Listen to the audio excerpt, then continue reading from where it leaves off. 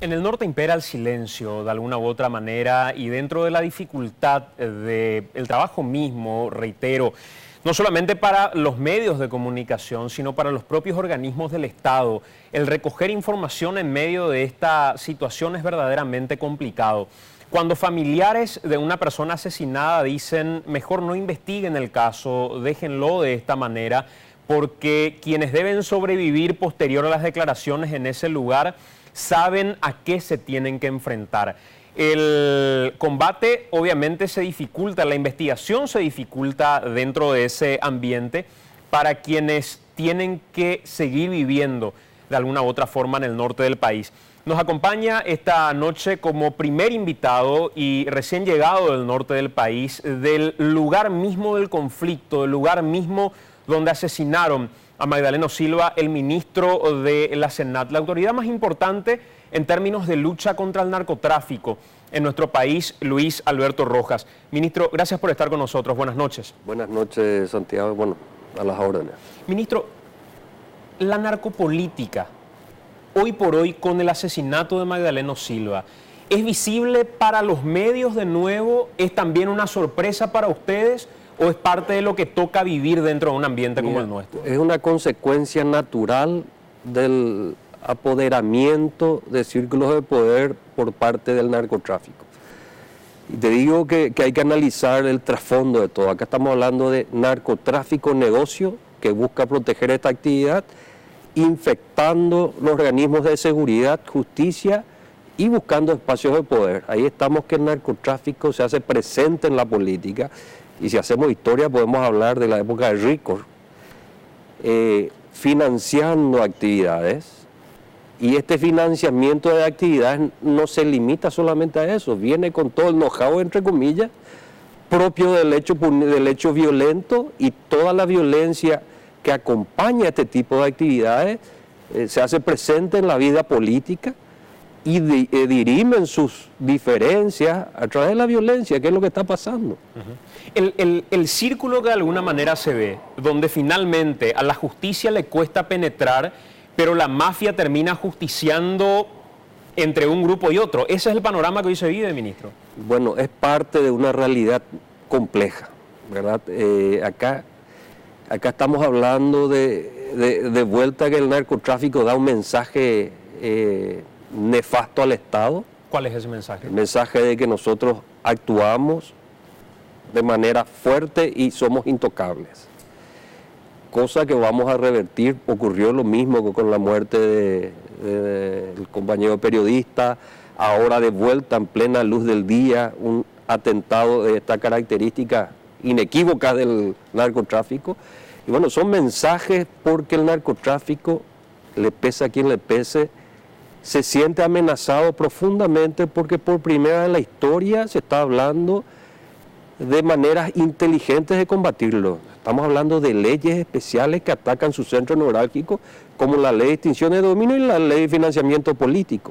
Entonces, realmente el narcotráfico está jugando con el Estado una pulseada temerosa, una pulseada, diría, agresiva, y que Dios quiera, porque el Estado va a poner toda la fuerza disponible, que no la perdamos, ¿verdad? A Magdaleno Silva lo asesinan directamente por la narcopolítica, por el narcotráfico en la zona, ¿o por qué asesinan a Silva? Bueno, yo me voy a limitar a lo que SENAT maneja solamente, ¿no? Esta es una causa investigada por el Ministerio Público, y ya lo dijimos varias veces, encontramos vínculos de causas abiertas con orden judicial de Magdaleno Silva con elementos del narcotráfico. Hay escuchas. Entonces, para nosotros, los investigadores, sí podemos entender que existían vínculos. Ahora, la perspectiva del fiscal a lo mejor puede ser diferente, ¿verdad? Porque a lo mejor no tenemos las evidencias suficientes que sustenten la persecución penal. Y yo no puedo socializar lo que tenemos, ¿verdad? Entonces, teniendo en cuenta la presencia de MeToo, narcotraficante asociado a los grandes en la zona, anterior amigo de Magdaleno y posteriormente verdugo, porque todo apunta a que él es el responsable personal de este atentado. Todo indica que él participó en compañía de su hermano y otros sicarios facilitados por narcotraficantes presos que guardan reclusión en prisión. Entonces, nosotros entendemos que pasa que cuando hay financiamiento, narcofinanciamiento, actividades políticas, luego las barreras que separan estas actividades se pierden y se vuelve, pues el narcotraficante no pone un centavo sino va a recibir una contraprestación, que puede ser protección, facilidades, la capacidad de influencia que tiene el político en nombrar autoridades policiales o de Senat en las zonas. Hay un montón de... Pero al no estar, ministro, hoy en una banca dentro del Congreso, por ejemplo, Magdaleno Silva, ¿cuál era su implicancia? ¿Cuál era la relevancia de Magdaleno Silva para el negocio del narcotráfico en la zona? ¿O era lo que había sido en su momento? Nosotros tenemos que reconocer que las evidencias colectadas y socializadas a pedido del Parlamento datan de años anteriores, en la época que él era diputado. Y bueno, eso ya está, ya obra en manos del Ministerio Público y también de la Comisión Bicameral, ¿verdad?, de investigación, de lucha contra el narcotráfico. O sea, las evidencias del vínculo de Magdaleno con el narcotráfico vienen de primer y segundo periodo que él era legislador. Efectivamente. ¿Por qué nunca se pudo hacer nada? Bueno, ahí hay que entender, Santiago, tres perspectivas válidas, las tres sobre el punto. La nuestra, la de los investigadores. Sí. Para nosotros la película es clara. Vamos a mentir si te decimos que no entendemos lo que pasa. Podemos diseñar, tenemos fuentes abiertas, cerradas, podemos diseñar escenarios posibles, futuros y jugar un poco con eso y tenemos la película clara. La otra perspectiva es la del Ministerio Público, que debe circunscribirse única y exclusivamente al análisis de los hechos y si esto constituye indicios de hechos punibles. No pueden hacer lo que nosotros hacemos, tienen que valorar evidencias. La tercera perspectiva, me refiero a la del Parlamento, del poder político, que puede interpretar los elementos de un caso y y aplicar sanciones o tomar posturas políticas que no necesariamente sean las jurídicas. Y ocurre el claro ejemplo del político que pide financiamiento a un narcotraficante preso, condenado por narcotráfico. Para nosotros es claro, esta es una asociación criminal que busca eventualmente conseguir favores del narcotráfico. Para el Ministerio Público a lo mejor tiene que desestimar una denuncia como esa, porque no hay un hecho punible directamente. Para el poder político, para el Parlamento, que aparte de los fueros tienen esa obligación moral de proteger este poder del Estado, entonces pueden ellos eventualmente aplicar sanciones políticas. Los tres puntos de vista son válidos y este es el factor común cuando hablamos de narcopolítica. Es el factor común. Ministro, cuando hablas para nosotros y decís en nombre de la Senat, la película es bastante clara. ¿Cuál era el rol de Magdaleno Silva en el negocio del narcotráfico? ¿Era un narcotraficante? ¿Era un productor? ¿Era un protector? ¿Qué era en el negocio? Bueno, ¿intermediario? En base a las evidencias que tenemos, nosotros entendemos que Magdaleno en su momento pudo haber tenido el rol de protector de gente que pudo haber financiado su campaña política. Entonces, recuerdo una vez, hicimos una operación en la estancia Cuatro Filios, un allanamiento en busca de Jarvis, y Magdaleno, en un corte de ruta, había llamado al presidente de la República en aquel entonces diciendo que nosotros obstaculizábamos el paso de los votantes. ¿Verdad? ¿Quién era en ese entonces el presidente? Era el presidente Nicanor en aquel entonces. Él nos autorizó a seguir trabajando. Entonces, obviamente, la autoridad política de la zona era el diputado que representaba a esa región. Y él decía que él tenía que estar enterado de todo lo que hacía la Senat porque él era la autoridad política, ¿verdad? Entonces, creemos que todo va en ese sentido. El narcotráfico, te digo, Santiago, es un negocio muy rentable y ha penetrado las filas de los organismos de justicia. La SENAT no se salva de eso. Perdón, de los organismos de seguridad, los de justicia, tampoco la prensa se salva de eso. Y la consecuencia lógica es que busquen el espacio de poder. ¿Y cómo conseguir un espacio de poder en el interior?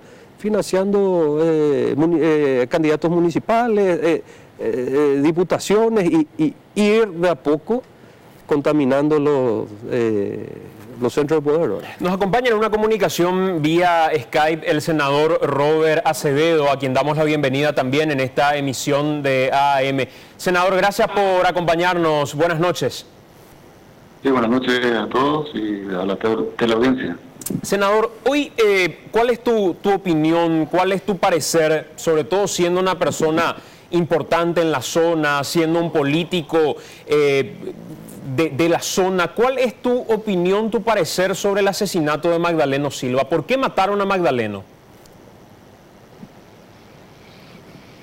Y bueno, lógicamente él tenía nexos con los narcotraficantes, como lo dijo el ministro Rojas, desde décadas atrás, ¿verdad? Desde que fue administrador de aduanas de Pedro Juan Caballero. Su relación con algunos narcos ya desaparecidos de aquí y luego con los de su zona, ¿verdad?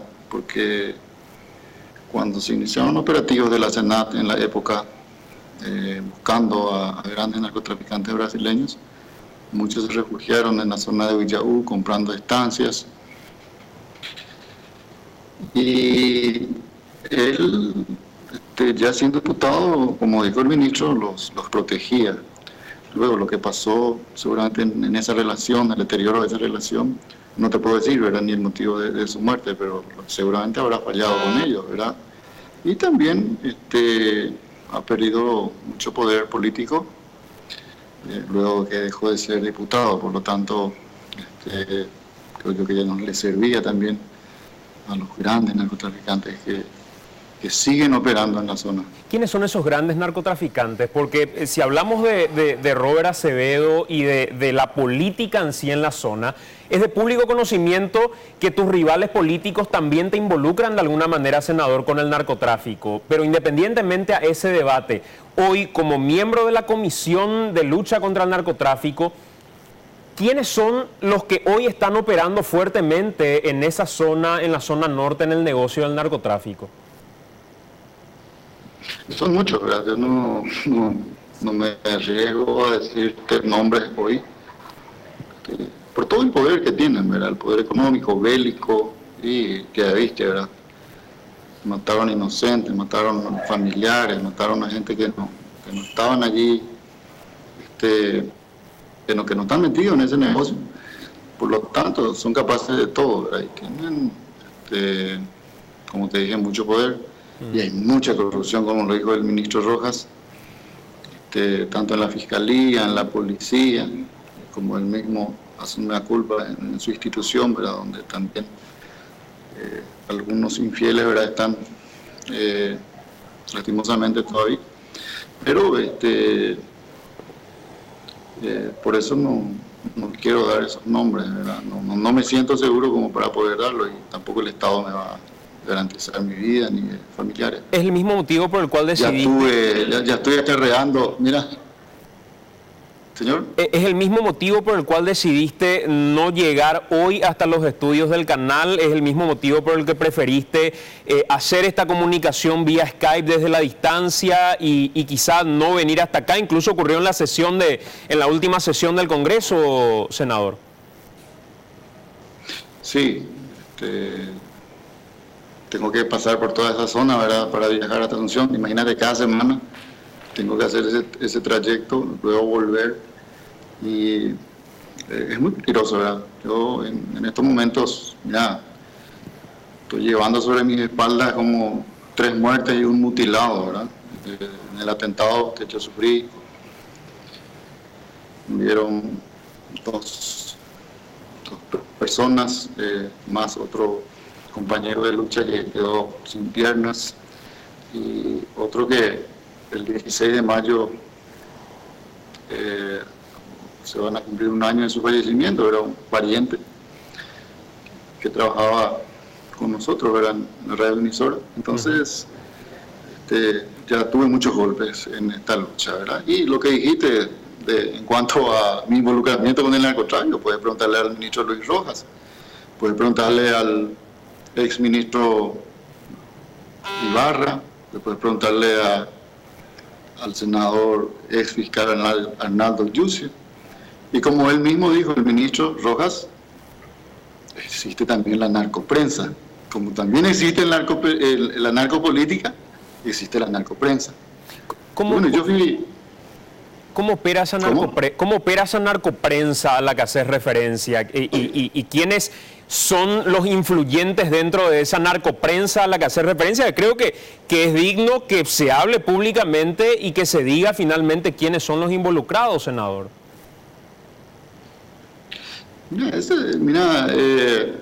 Toda esta persecución que ya lleva 12 años,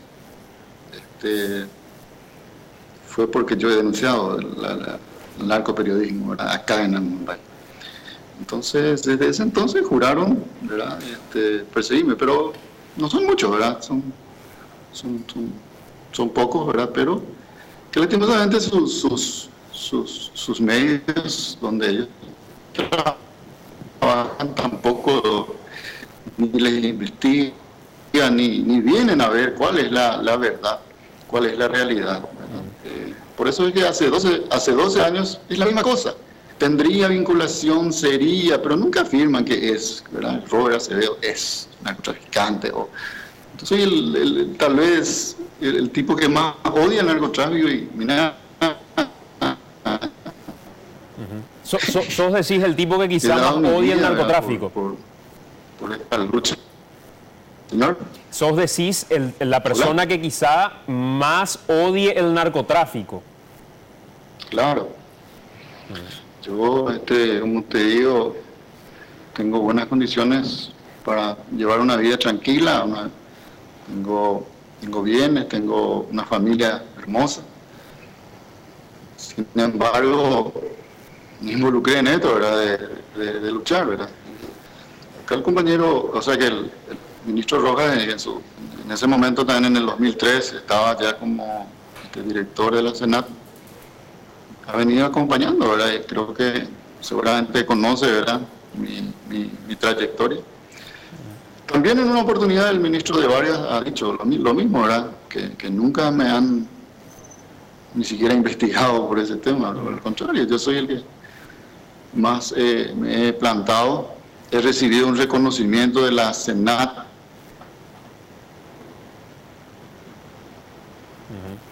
Senador, dentro de esta conversación y dentro de esto liberal de un gobierno colorado,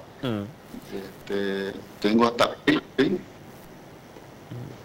Señor. No, te decía, dentro de la conversación, está un poco inestable la conexión en este momento en particular, pero dentro de esta conversación que estamos teniendo, y volviendo al tema Magdaleno Silva en particular y los protagonistas del narcotráfico dentro de la zona, la investigación que ustedes tienen como Comisión de Lucha contra el Narcotráfico en el Senado, ¿de qué protagonistas les habla en la zona norte, en tu zona, como cabezas de ese narcotráfico? Y reitero, para ustedes en la zona, como miembros de esta comisión, como cabeza de esa comisión, ¿quién pudo haber matado a Magdaleno Silva? ¿Quién podía tener ganas de asesinar a Magdaleno Silva? Por el operativo que ocurrió, ¿verdad?, por el tipo de atentado, por las armas utilizadas, solo pueden ser de grueso calibre, ¿verdad?, narcotraficantes muy poderosos, de los más poderosos que viven en esa región. No son muchos, los cabezas son 2 o 3, ¿verdad? Y luego tienen sus tentáculos, lógicamente, pero que están ligados otra vez a las grandes, o sea, a los grandes narcotraficantes, que en su mayoría son brasileños, ¿verdad?, los grandes jefes, ¿verdad?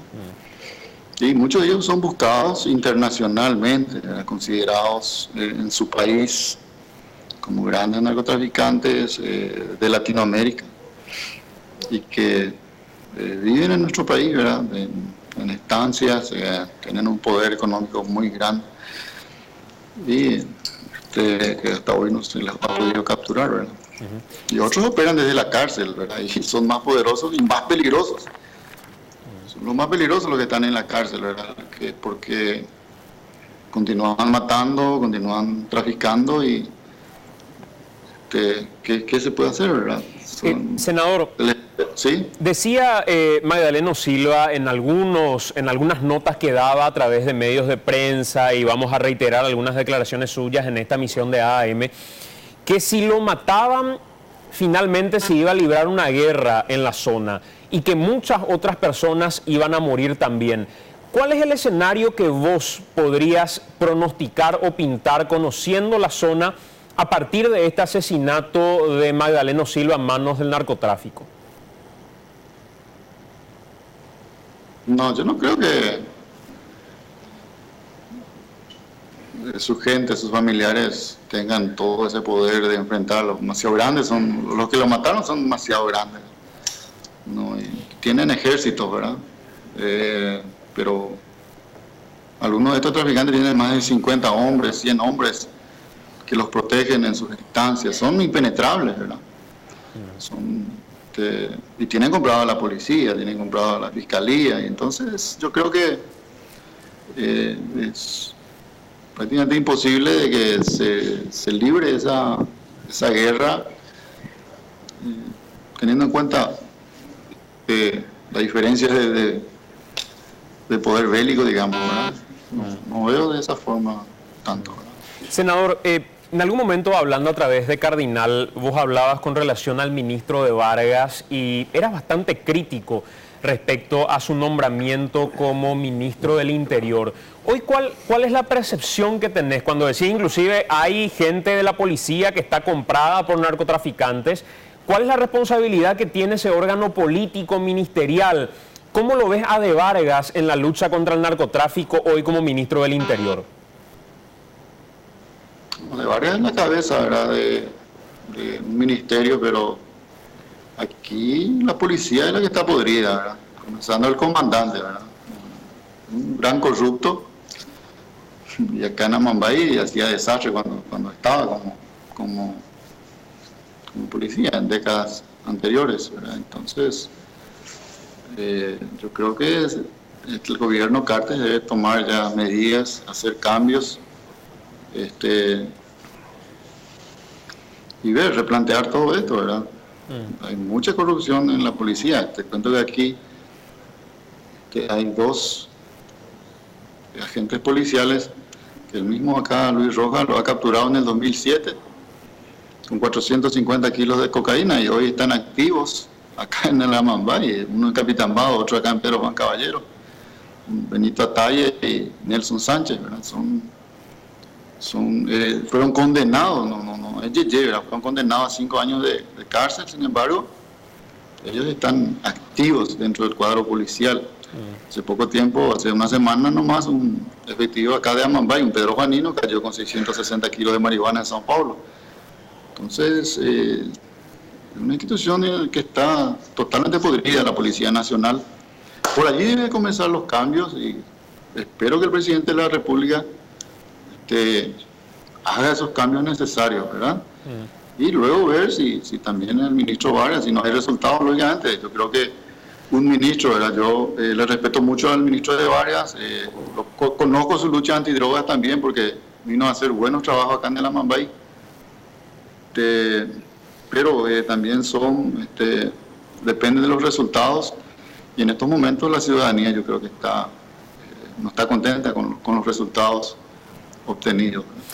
Cuando decís hay organismos, incluso lo nombrás al propio comandante de la Policía Nacional, ¿cuál era el vínculo o cuál es el vínculo del hoy comandante de la Policía Nacional con el narcotráfico, senador?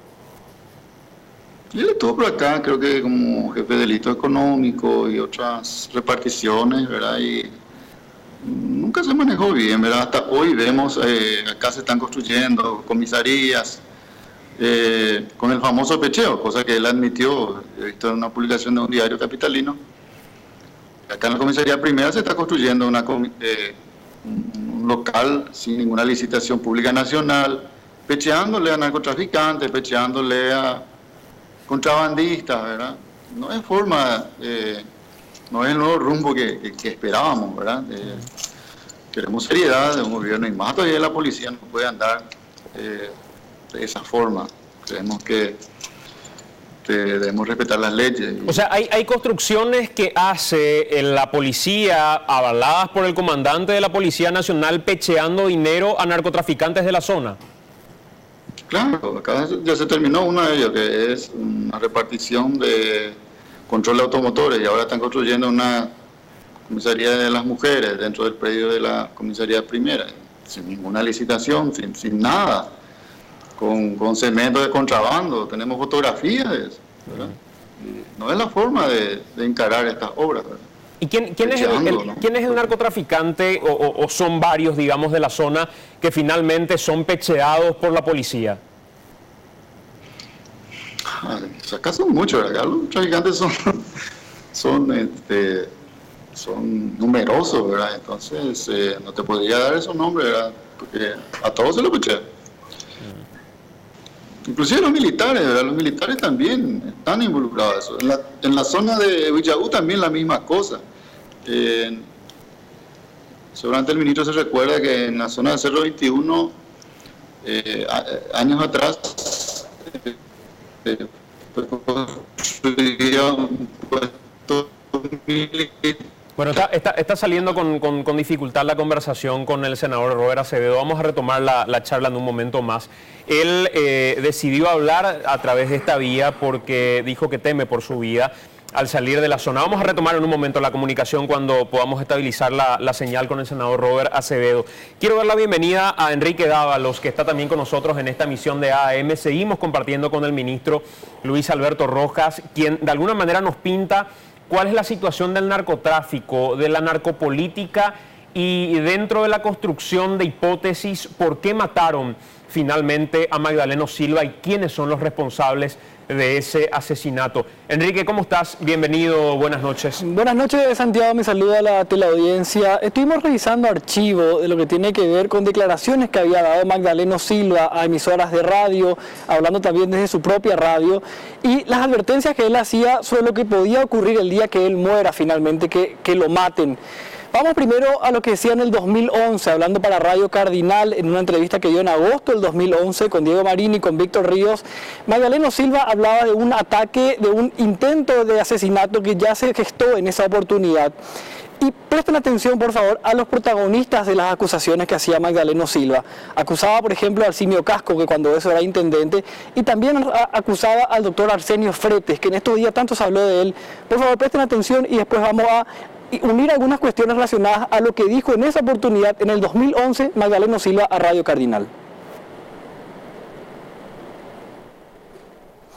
Una señora, una testigo clave y otra persona también, me había informado de que un grupo de sicarios por la zona rondando mi casa, siguiendo mi vehículo, inclusive hemos festejado mi cumpleaños con mucha gente, con una concentración política, y estaba por ahí pescando por mí, siguiendo mi vehículo. Mi vehículo estaba manejando mi hijo, le estaba llevando a la gente a su domicilio después de la fiesta. Ya me avisaron y tuve que salir en otro vehículo. Ahora, ¿quién está detrás, diputado? Y ahí estaban los nombres. La señora les indicó como autor moral el propio intendente municipal de Villaú y su presidente de la Junta, y el doctor Frete, a quien le trasladó a los sicarios hace un año, cuando tuvo problemas en Pedro Juan Caballero. Le trasladaron, le cuidaron, le curaron en forma escondida acá en el sanatorio de Villaú, propiedad del doctor Arsenio Frete, compadre del intendente. ¿Quién es el intendente, Magdaleno? Arsimio Casco. Lo que decía en ese entonces Magdaleno Silva en el 2011 hablando para Radio Cardinal, él hablaba de la participación de Alcimio Casco y de su compadre, el doctor Arsenio Fretes. El doctor Arsenio Fretes hablamos mucho en estos días porque fue quien acusó al hermano de Magdaleno Silva de haber intentado matarle en el centro médico de Villaú cuando él daba el reporte de la situación en que se encontraba Magdaleno, cuando anunciaba que finalmente Magdaleno Silva estaba muerto. Si tomamos esta versión de lo que había dicho en el 2011 Magdaleno Silva, acusando que Alcimio Casco tenía un plan para matarle y que los sicarios pasaban por manos del doctor Fretes, significa que en esta oportunidad, en el 2015, se hace el atentado contra Magdaleno Silva y viene una ambulancia, lleva el cuerpo de Magdaleno Silva hasta el hospital donde Arsenio Fretes es quien lo recibe para tratar de reanimarlo y quien finalmente da el reporte de que Magdaleno Silva estaba muerto. Basándonos, repito, en lo que decía Magdaleno Silva hace 4 años atrás, significa que el hombre que se encargó de contratar los sicarios en aquella oportunidad fue el encargado de tratar de reanimarlo en esta oportunidad y fue quien finalmente estuvo a cargo de dar el reporte de que Magdaleno Silva ya estaba muerto y que su cuerpo ya llegó sin vida al Centro Médico de Villaú. Siempre, Enrique, con las declaraciones que daba el propio Magdaleno Silva. Él decía que fue Fretes el que recogió y atendió en su momento a los sicarios que pretendieron matarlo. Así es, entonces nosotros unimos lo que dijo en esa oportunidad Magdaleno Silva. ¿Y dónde aparecía el doctor Arsenio Fretes? El doctor que en estos días estuvo denunciando que los Silva intentaron matarle, que no tenía nada que ver y que él solamente alguna vez ayudó en política a Alcimio Casco.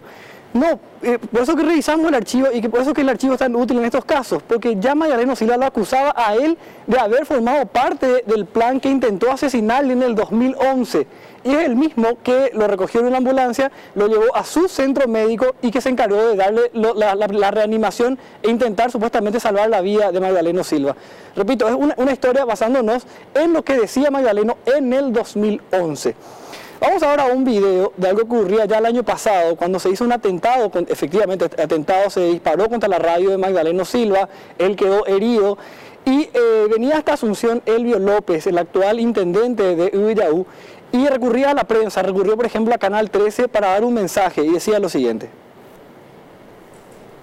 Amigo, que ani peaya posición de igual que se anda de viaje, anda de 20, amigo anda en el problema, que no sea una diferencia política, PB Radio, PB una cosa sea otra cosa.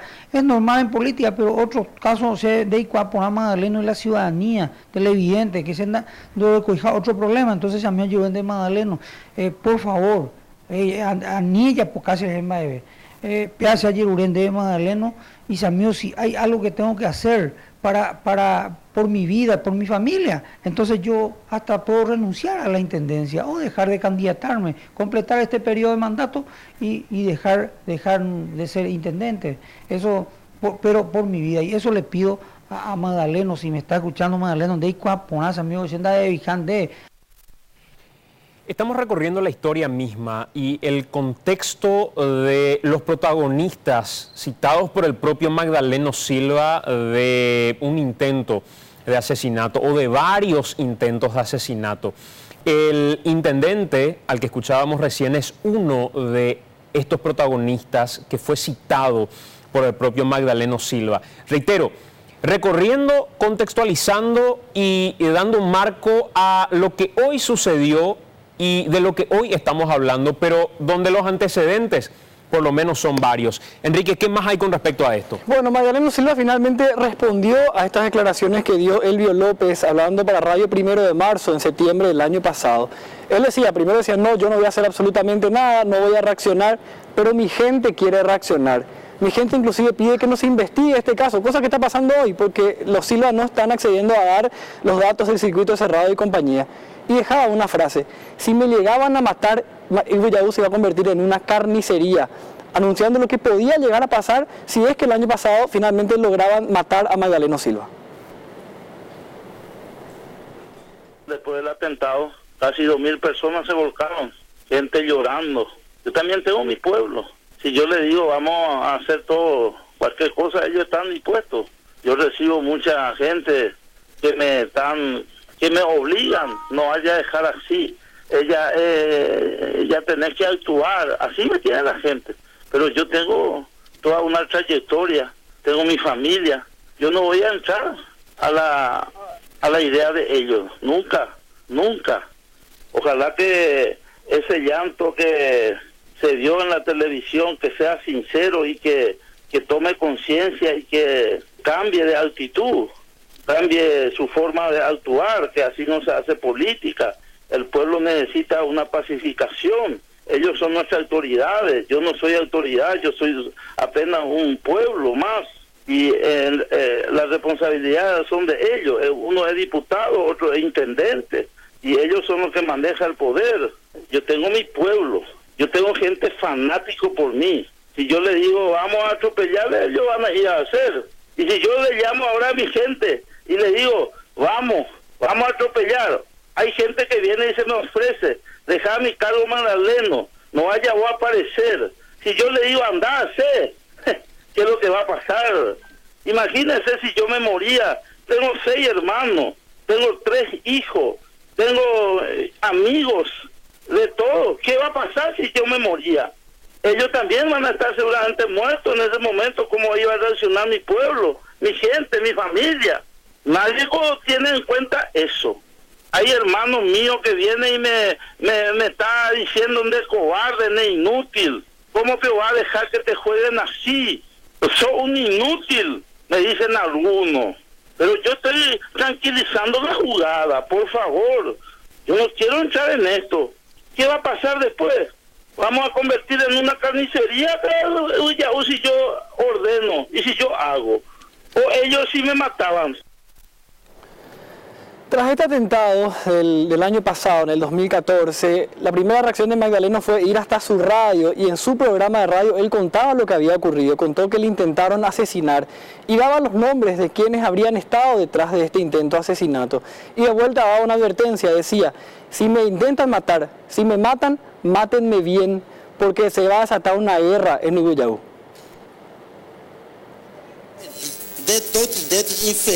De Elliot infeliz, cornudo, inútil, badulaque, irresponsable. A mí mejor será grande el problema de CCTPB, o hagan ya buscar con ella hasta recorrer el cruce. No irán de sicarios a Perú. La yumo hay priveo ayudo ayer saonga. Hace ya pipo a mí que nada ni hace ya un batia. Yo no guardo la se ya vino. A la respirante roja hasta pude vender droga. Donde upo a vender ya y maleta entero a puta ahí. Pero yo no voy a hacer eso hasta que ustedes. Pero si yuca pon, a que si yuca ton. A Perú vea ni la entre tres tipos no hay por acá mo dice. Pero Dios nos guarde y me libre, es lo que estoy diciendo. Esto digo con firmeza y tal vez con mucho nervio. Voy a pedir a Dios y a la Virgen, al Señor San Miguel, que me dé paz, que me dé contención. Estamos de esta gente. Estamos de perseguir. Agradecer de ya tu pasó es haber con capacidad de contenerla. Esa es la contención. Es que yocó. Actúa hospital y precedente. Agradezco a Dios y al Señor San Miguel, un ángel de la guarda, por haberme dado la oportunidad de conocer y de saber muchos días qué estaban planeando, en qué forma está planeando. Quiere llegar en la estancia allá, intentaron llegar en varias oportunidades, no se anima, pero imagino, bebé, la persona petantea, depende del cuerpito, petanteana. Ayer la gente clase en duda, pero hombre, usemos para ver camión, autito y FIA, auto FIA blanco, FIA 1 tipo 1. A ver, tenía moto Titán negro, 2 personas de blanco con barbita y otro sí tenía casco. A ojo, hace Roma en Bilao, primero vamos a Pucayo, miedo, vigina, a veces avisamos para mí. Ese teléfono 0976-800-730. Y ella apoyan dentro de la justicia, una y por justicia, con zona norte y por justicia. A ver, ahorita ya acá en el carretilla y Santa Moico, bastante ayuda.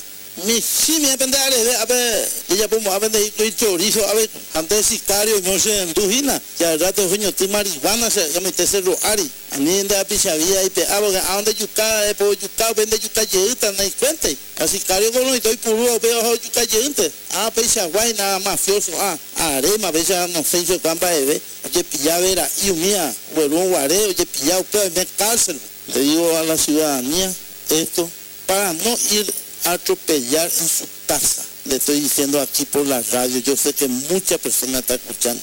Hoy intentaron matarme, intentaron nuevamente matarme, pero gracias a Dios, a los amigos, no se consumó el hecho.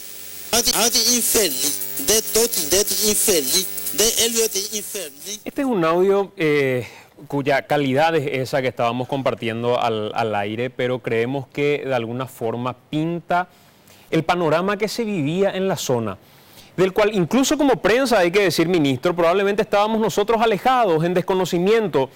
Hay medios de comunicación de algunos lugares del interior que directamente son utilizados para mandar mensaje de un grupo criminal a otro grupo criminal.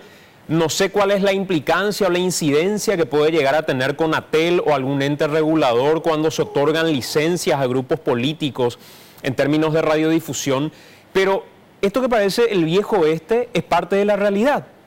Es así, es la triste realidad que genera el narcotráfico donde está instalado, ¿verdad? Y yo sostengo, no vamos a acabar con hechos similares si es que de una vez por todas no tenemos un esquema jurídico que ataque el centro neurálgico del narcotráfico como negocio. La ley de extinción de dominio, que no tiene nada que ver con la confiscación, y sobre todo la ley de financiamiento político. Si bien todo pasa por los hombres, ¿verdad? Pero la ley va a ayudar bastante como herramienta para evitar que estos grandes narcos que están en la cárcel sigan ordenando muertes, para atacar todos los bienes de estas estructuras criminales y limitar al máximo la injerencia política que tienen, porque el narcotraficante, repito, no da nada gratis. Todo lo que da está orientado a proteger la actividad. Y dirimen sus diferencias con la violencia. Cuando hablábamos con el senador Robert Acevedo, él dejaba varias cuestiones que creo no pueden pasar por alto. Lo primero que quiero preguntarte, ese eterno vínculo que dan medios de prensa, rivales políticos de la zona, a Robert Acevedo como un factor importante dentro del narcotráfico en la zona. ¿Senat tiene alguna investigación al respecto? Nunca hemos encontrado un vínculo del senador Acevedo, y hay que decirlo con verdad, con el narcotráfico. Al contrario, él se embanderó en un momento hace años y fue el apoyo principal que tuvimos en la época del ministro Ibarra, fue el principal apoyo que tuvimos para operar en la zona de Pedro Juan Caballero, ¿verdad? Después quedó muy expuesto y bueno, y el crimen organizado le pasó factura, ¿verdad? Trataron de matarlo varias veces y bueno, yo creo que se volvió una molestia para muchas estructuras del narcotráfico. O sea, lo involucran por su lucha, decís, contra el narcotráfico. Y yo creo que sí, y no hablo solo a nivel de Senat, hablo de otros organismos internacionales con quienes trabajamos. Esa es la realidad con respecto al narcotráfico, que es lo que maneja Senat, ¿verdad? Cuando el senador Robert Acevedo habla de la policía, dice que dentro de la policía hay estructuras que responden directamente al narcotráfico. ¿Ustedes desde la Senat tienen la misma percepción de organismos policiales vinculados directamente con el narcotráfico? Tenemos el mismo problema, te diría yo. Tenemos estructuras dentro de la Senat subordinadas al narcotráfico. ¿Dentro de la misma Senat? Pero lógico. Le pese a quien le pese, el Ejecutivo ha iniciado una ofensiva contra el narcotráfico. Y parte de esta ofensiva es el sinceramiento de la realidad nacional.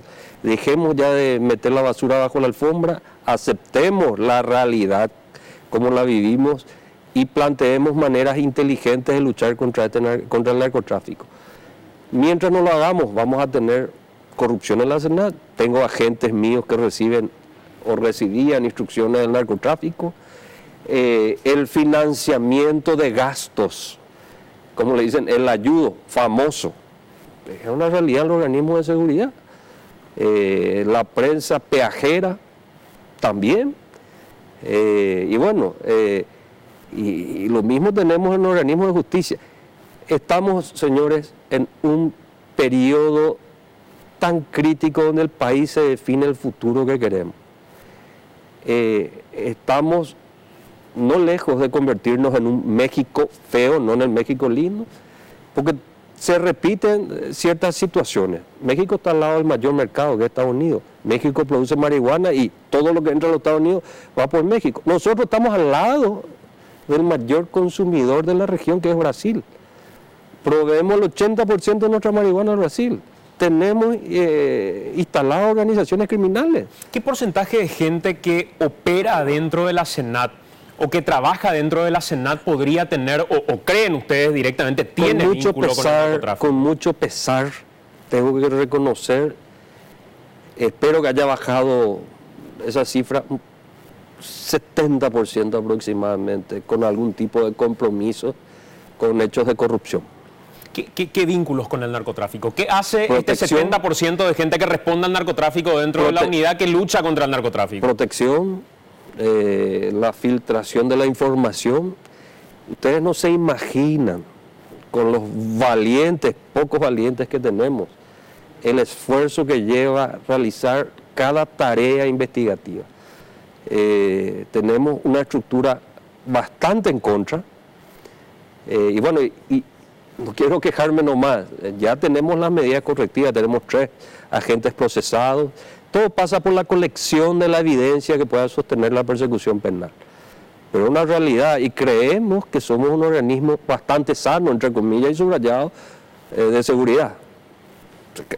Basta imaginárselo y son las otras estructuras. Hay un punto en común entre lo que decía el senador Acevedo y lo que vos estás diciendo, ministro. Vos hablas de prensa peajera y el senador Acevedo habla de narcoprensa o narcoperiodismo. Es la misma cosa. ¿Cómo opera esta prensa?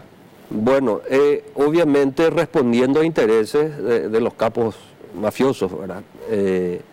Generando también un sistema de presión a las unidades operacionales, las unidades de inteligencia, y bueno, mira, así como reconocemos la injerencia del narcotráfico en los organismos de seguridad, ocurre lo mismo con la justicia, espero que con porcentajes menores, ¿verdad?, los nuestros. Lo mismo con la prensa, es el narcotráfico negocio que va a invertir recursos y va a poner mucha violencia para proteger esta actividad. Acá, mientras no pensemos y actuemos inteligentemente, vamos a seguir teniendo esto.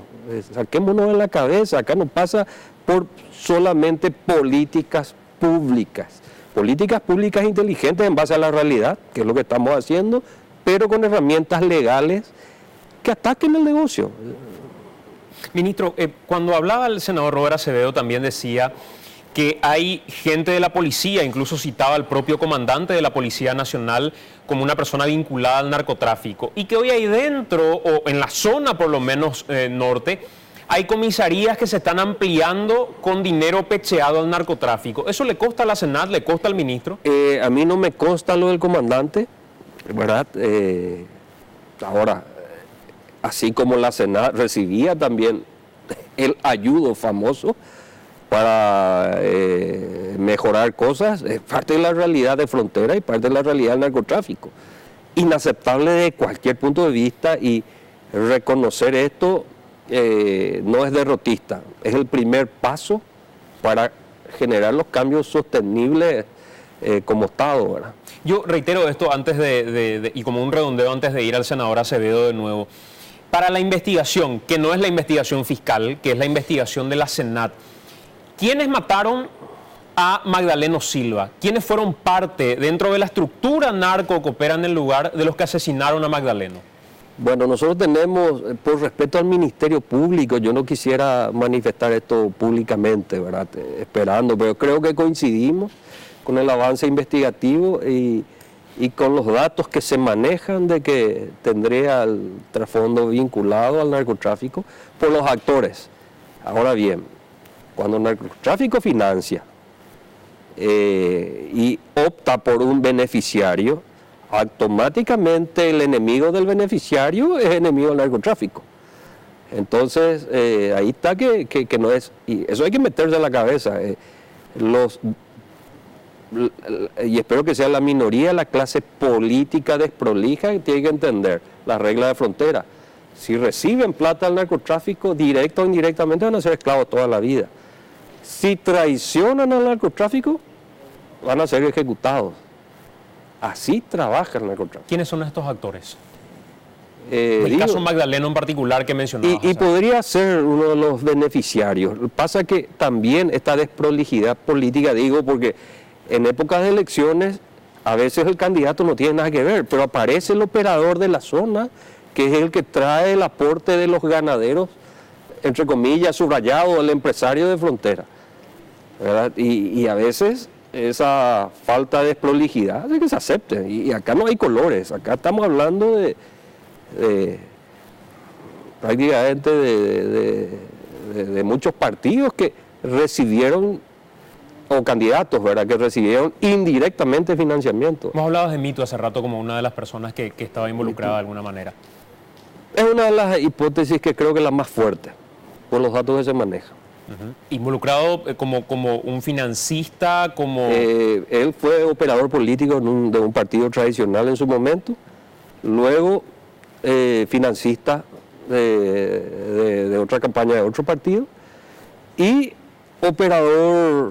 avesado operador de grandes narcotraficantes extranjeros. Y hay que entender algo, también eso cambió.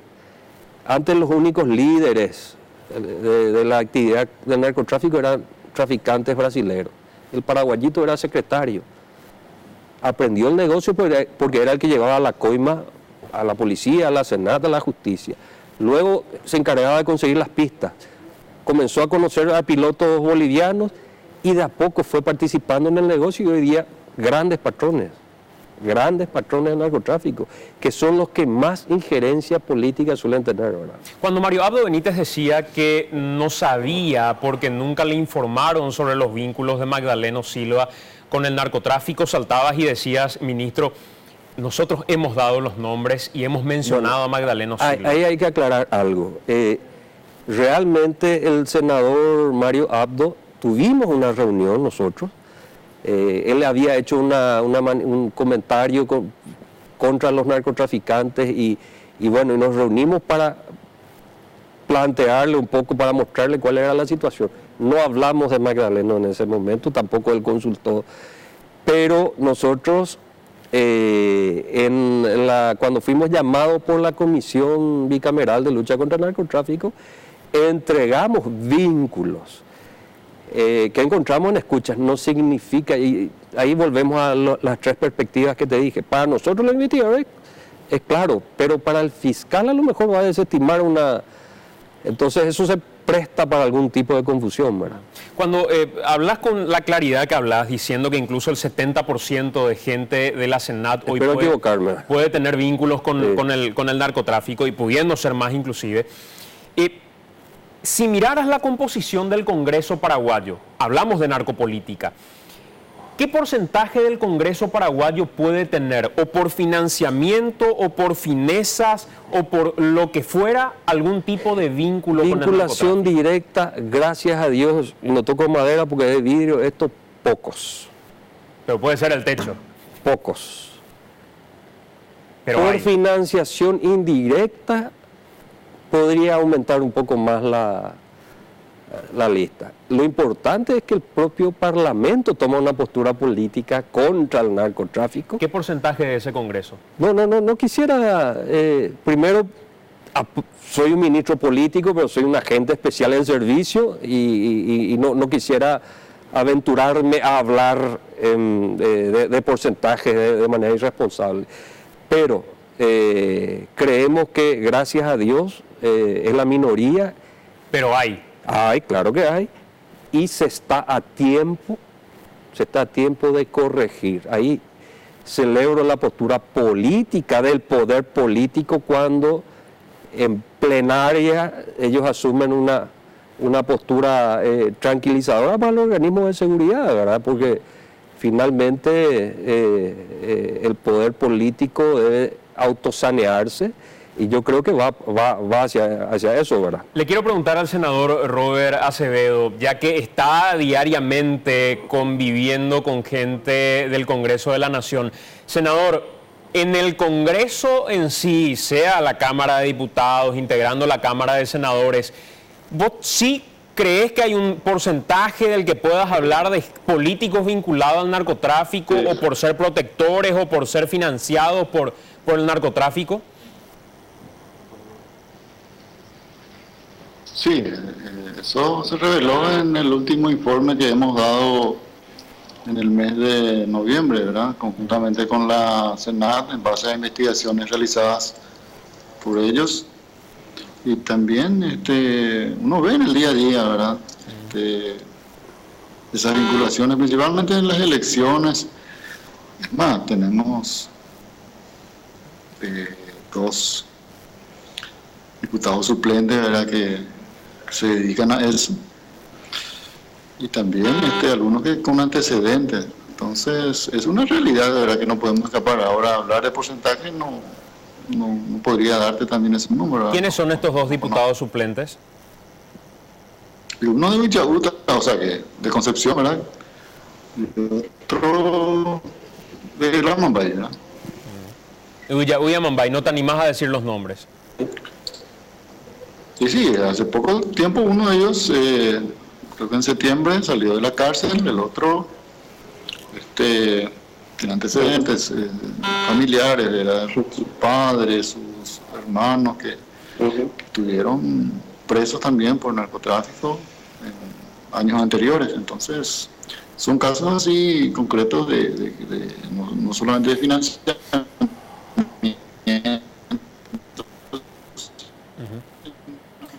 Bueno, vamos a tratar de mejorar la señal con el senador Robert Acevedo. Ministro, yo te agradezco mucho por estar con nosotros, te agradezco sobre todo porque viniste de la zona donde estabas de alguna u otra manera trabajando en este proceso de investigación y creo que de alguna forma el panorama que pintabas al inicio, lo que puede venir a partir de este momento, lo que puede venir a partir de ahora puede ser todavía más complicado, con esa mexicanización de la cual a veces tanto se habla y parece tan lejana, pero parece que la realidad paraguaya ya es mucho más cercana a lo que muchos imaginamos. Lastimosamente hay que reconocer que es así y hay que tomar medidas urgentes para evitar que esto continúe. Y acá quiero resaltar realmente esta iniciativa patriótica del Ejecutivo, hacer frente de manera inteligente, la primera vez que se plantea en la historia de la lucha antidroga, no tomar la política de los casos rimbombantes y las fotos espectaculares, las grandes incautaciones que tenemos récord en eso, porque eso no demuestra que la cosa haya mejorado, demuestra que la envergadura del problema es más grave de lo que pensamos. Entonces, incluso con un presidente al que lo vinculan con el narcotráfico. Pero imagínense toda la campaña en contra del presidente de la República y le pese a quien le pese, es él el que inició la cruzada contra el narcotráfico de manera contundente, sin tener un solo vínculo. Y te puedo decir porque todos los organismos de seguridad internacionales hubiesen actuado de manera diferente. Y para nosotros es claro esto. Y nos remitimos a los hechos concretos. Estamos hablando por primera vez de un golpe inteligente al crimen organizado. Y esto es ley de extinción de dominio y ley de financiamiento político. Ministro, gracias por acompañarnos. Luis Rojas, el ministro de la Senat, esta noche con nosotros.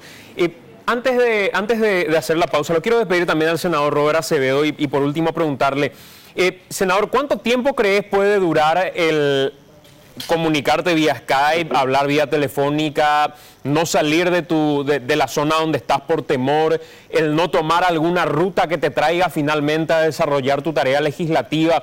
¿Cuánto tiempo pensás estar aislado en estas condiciones, refugiado por llamarle de alguna manera, senador? No, yo estoy como para viajar, ¿verdad? A la capital. Estamos ya... la semana pasada me fui por el tema que fue muy reciente todo eso y también creo que fue prudente quedar por aquí por esta semana, pero no, ahora ya estoy yendo. Senador, gracias por acompañarnos, muy amable. Te quiero decir algo, sí. ¿Puede ser? Sí, claro. Sí. Este MeToo, sospechoso de haber matado a Magdaleno. Este amigo del jefe de policía de Concepción, el que ahora lo está buscando afanosamente. ¿Cómo es eso? ¿Cómo se entiende eso? ¿Verdad? Compartían juntos, hasta hace poco, hasta antes del atentado. O sea, el principal sospechoso del asesinato de Magdaleno Silva, y dicho inclusive por el propio ministro de la Senat, es amigo del jefe de policía de Concepción. Claro. ¿Y cómo no aparecen las filmaciones de la casa de Magdaleno también? ¿Por qué la policía ya no proveyó eso a la fiscalía? O sea que hay cosas raras y que deben cambiar en este país, ¿verdad? Por eso te digo, la policía está fuertemente vinculada con el narcotráfico.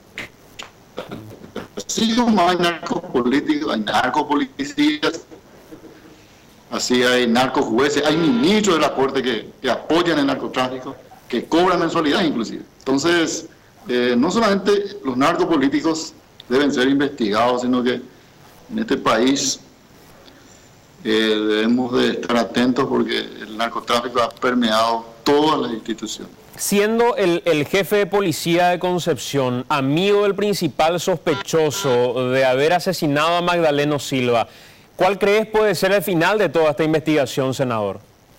Ya te imaginarás, pero se cambió el de Villahugo, no se le cambia al jefe de policía de Concepción. Yo te digo amigo entre comillas, ¿verdad?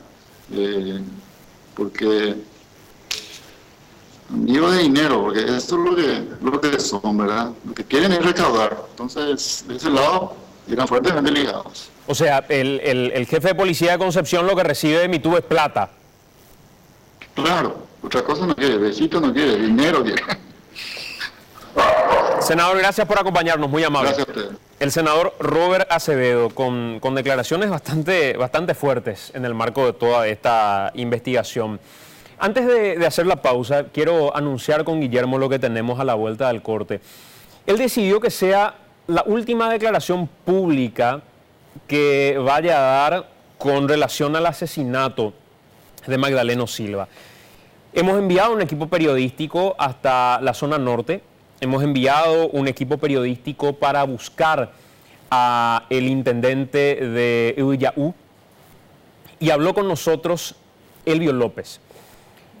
Él es uno de los vinculados por Magdaleno Silva como responsable de haber intentado ya en el 2011 y a partir de ahí en varias ocasiones de haber intentado asesinarlo. Es más, lo responsabiliza a él y al simio Casco de lo que pueda llegar a pasar con su vida. Es lo que escuchaban ustedes en el audio que compartíamos. Él habló con nosotros, él compartió con nosotros micrófono y, según dijo, era la última nota periodística que estaba dispuesto a dar hasta el momento en que finalmente decida salir de donde hoy está refugiado, según él mismo. Y esas declaraciones, Guille, las vamos a compartir a la vuelta de la pausa y además ya incorporamos a la mesa al senador Miguel Ángel López Perito y al senador Julio Velázquez. Así va a ser, Santiago. Lo invitamos al programa al intendente actual de Villahugo, Elvio López. Él nos dijo que teme por su vida, teme por la vida de su familia y que por eso va a ser el único medio con el que va a hablar. Lo hizo, habló para AM y vamos a contarles y a mostrarles a la vuelta de la pausa. Era Magdaleno Silva, su socio político, comenzaron juntos en un movimiento político. ¿Por qué finalmente se distancian? ¿Qué hizo que se vuelvan enemigos políticos y quizás enemigos mucho más allá